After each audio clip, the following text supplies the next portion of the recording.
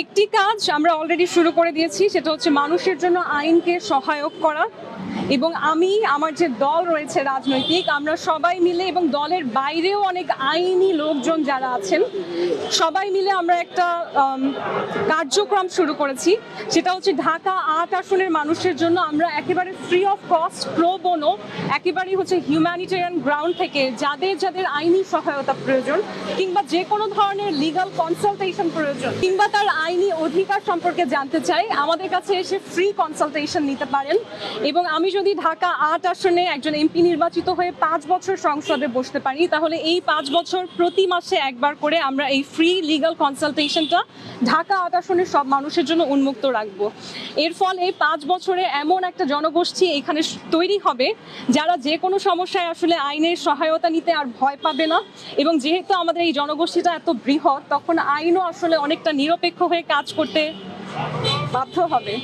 এবং আমাদের দেশে আমরা সবসময় দেখি আইন আসলে যার হাতে ক্ষমতা, যে শক্তিশালী, অনেকটা তার গতিপথে চলে।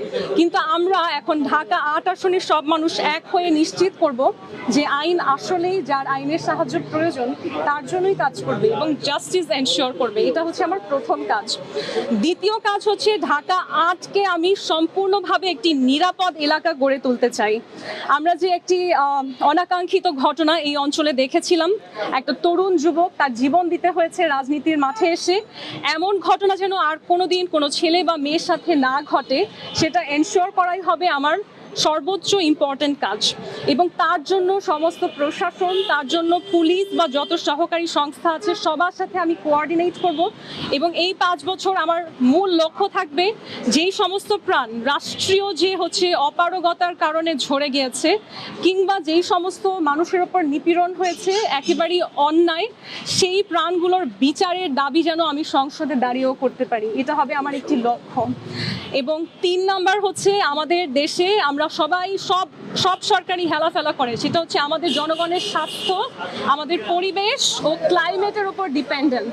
কেন যেন নির্বাচনী ইশতেহারে কিংবা কোনো রাজনীতিবিদের কথায়